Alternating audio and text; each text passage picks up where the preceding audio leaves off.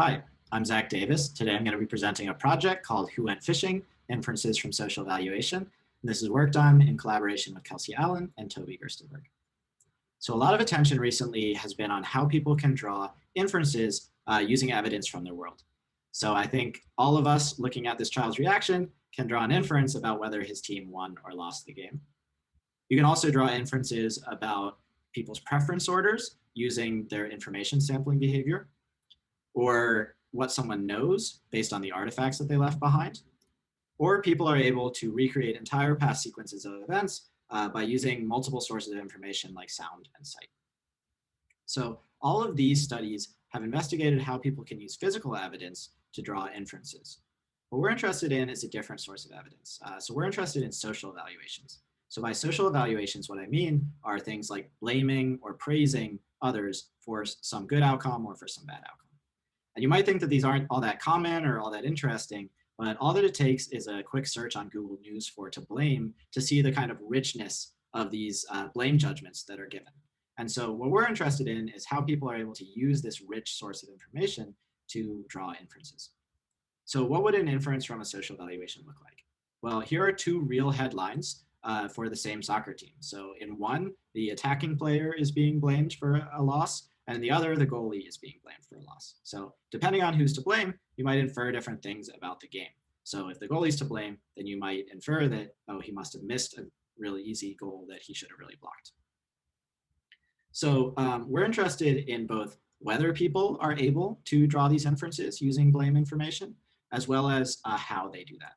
So as a way to get insight into this question of whether people can draw inferences, we conducted a vignette study that investigated 5 different major factors that might contribute to blame, and saw whether people could use those factors to draw inferences. So the way that the vignette study worked was like this. So we told them some story, like Emily was assigned to do a group project with Patricia and Richard. Their group did a bad job and received a failing grade for the assignment. Then we gave them some blame information. So Emily blamed Patricia more than Richard for the group's failing grade. And then we asked them to draw an inference. So who tried very hard on the assignment. And our prediction was that people would be able to use this blame information to draw consistent inferences. So in this case, the idea is that you blame people that tried hard less if they failed because at least they tried hard. So we would predict that participants would infer that Richard must have been the one that tried hard because he was blamed less. So we didn't only test that one vignette. We actually had 5 categories of vignettes that covered some major factors that have been thought or theorized in the field to influence blame. So one of those is ability. If you're able to help but choose not to, you're more blameworthy. Effort, if you try hard but fail, at least you tried hard, so you're not as blameworthy. Intentionality, there's a difference between kicking someone and accidentally stepping on them. Knowledge, if you know that someone needs help or you know how to help but don't, then you might be more blameworthy. Or social roles. So if you're having a birthday party and your best friend just chooses not to show up, you might be more upset with them, might blame them more than someone, a coworker or someone that you don't know as well.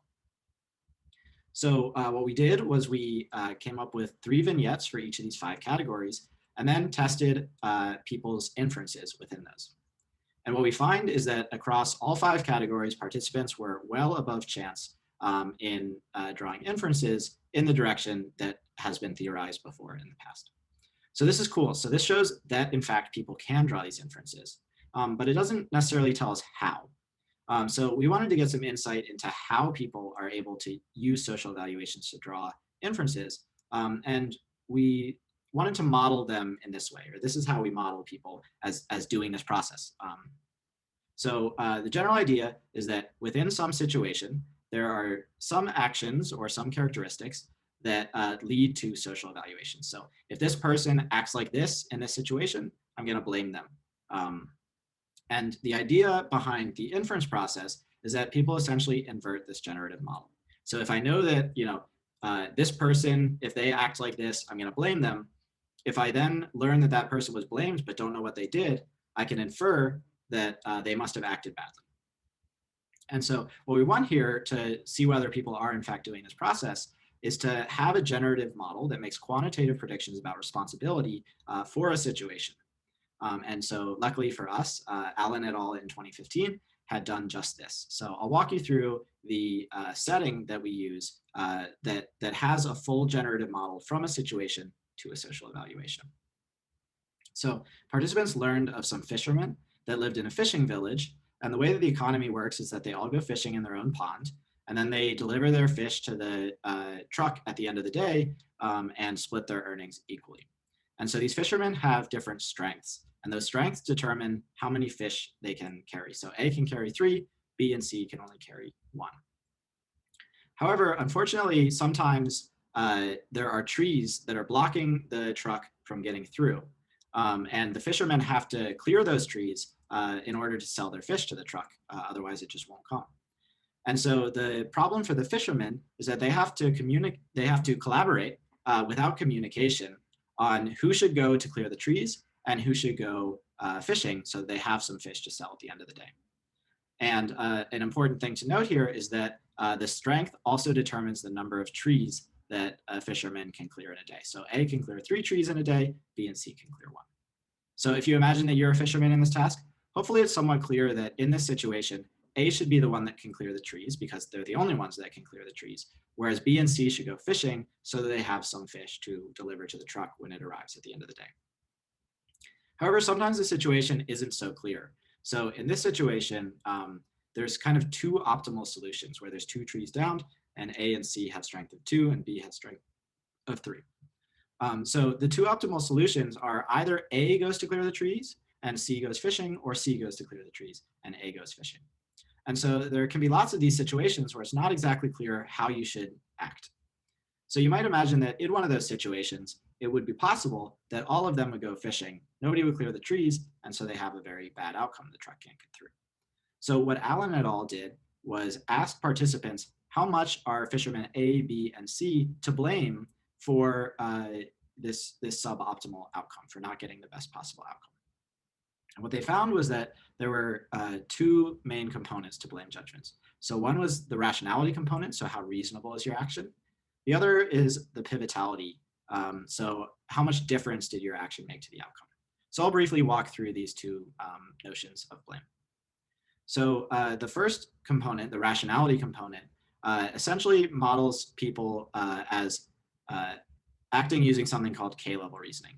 So imagine that you are fisherman A and you're trying to decide what to do. So the way that K-level reasoning works is that you act according to how you think B and C are going to act. And specifically, it starts off by just assuming that B and C are going to act randomly. So they have 50% chance of going fishing, 50% chance of clearing the trees. And so under that world, if you assume that B and C are going to act randomly, then A will reason that, okay, either B or C is going to take care of the trees, most likely. And so for that reason, A has a higher expected value on going fishing because they assume that B or C is going to clear the trees. However, this is a very naive assumption, right? Like B and C are not going to be acting randomly. They're also going to be doing this process of predicting how the other fishermen will act and then acting best in response to that. So all of them go through this process, this recursive process. And importantly here, C is going to realize that A or B should be the one that go fishing, and A or B are the ones that should go clear the trees, and C is going to increase his own probability of going fishing. So A is going to look at that and now know that there's a higher likelihood that the trees are not going to get cleared, and in response to that, increase his own probability of going to clear the trees. And then you continue doing this recursive reasoning process until it becomes very clear that C should be the one that goes fishing, and then A or B should be the ones that clear the trees.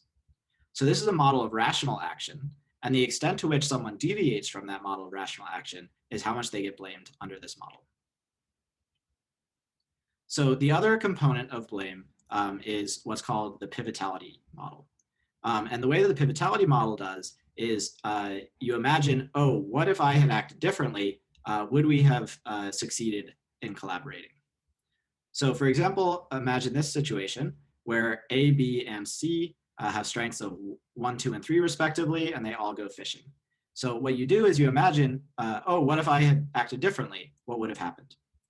So for C, if C had acted differently, the group would have gotten the most possible reward. And so for that reason, C's action turned out to be pivotal to the group getting the most reward possible. And so C would be blamed highly because they were very pivotal. In contrast, the other solution to this, to get the most possible reward, would require both A and B, changing their actions. And so for that reason, neither of them is all that pivotal. And so they wouldn't be blamed highly under this because changing their own action wouldn't necessarily result in the best possible outcome. You need to change more. So that's the generative model, from a situation to a social evaluation. Those two components combine under some weighting in order to generate a blame for an action in a given situation. So now let's talk about the inference process. So going from a social evaluation to a situation. So the way that this would work is that you're going to compare observed blame judgments against that generative model. So for example, take this case where A and B have strength of 1, C has strength of 3, and they all go fishing. But you don't know how many trees there are. You have to figure that out. And the way that you can figure this out is by using those blame judgments. So how are you going to figure out how many trees there are? Well, the idea is that you imagine different number of trees, and then you compare what you would expect the blame to be against what you observe. So for example, if you imagine that there's 1 tree, you would expect A and B to be blamed highly for going fishing because one of them should have taken care of the trees, and C to be blamed low. In contrast, if there were 3 trees that were down, you would expect C to be blamed really highly because only C could take care of the trees. So what you do is you compare the given blame values against what you would expect, and you draw an inference based on what's closest. So in this case, you might infer that 1 tree was down. So we had participants do this type of task. So for example, we had that exact setting, except with different amounts of blame. And what we find is that participants very closely match the predictions of our model. So just using blame information, they draw totally different inferences in line with the predictions of our model. So we didn't just ask about the number of trees. We asked about characteristics of the fishermen, like how strong they are, what actions they took under different situations, or some combination of these. And in all of these, participants very closely aligned with the predictions of our inference model. There were some trials where the rationality and pivotality models differed. And in those trials, participants' judgments more closely aligned with the predictions of the rationality model. And so overall, looking at all of the results, we find that the predictions of our model very closely align with the prediction or the judgments of people. There is an interesting thing here, which is that rationality accounts for most of the variance of people's judgments, despite Allen et al. Finding a contribution of both rationality and pivotality. And that's something that we're looking to explore. Okay, I just want to share one future direction that we're really excited about. This is a huge space, but here's one future direction. So we're working with Julian Jara-Ettinger to use a naive utility calculus as a model of praise. And the general idea is that we model praise as reflecting the cost that's incurred on another's behalf. So if you incur a lot of cost on yourself to help me out, then I infer that you place a lot of value on me and I praise you for that action. So we gave participants a task where they learned about a coworker that picked up a coffee on their way into work for another coworker. And the question was, how much praise does that person deserve for picking up a coffee for their coworker? And our hypothesis was that the more additional cost that someone incurred on behalf of their coworker, the more praise that they would get. And in fact, this is what we find. So people's judgments of praise very closely align with this naive utility calculus model of praise. So that was a generative direction. Now we're about to run an inference direction where we tell people one of these 2 paths happened. There was a high amount of praise that was assigned. Which of the 2 paths do you think occurred? And what we hope is that people will be able to invert that naive utility calculus model of praise to draw inferences. Okay, so just to wrap up, we outlined a full model of how people go from situations to social evaluations, and then use those social evaluations to draw inferences. We showed this across both a wide variety of different situations in a vignette experiment, as well as a group coordination setting where coordination breaks down and showed that people can draw inferences across a number of different types of judgments. And then outline some future directions where people will use, we hope will use praise information to draw inferences.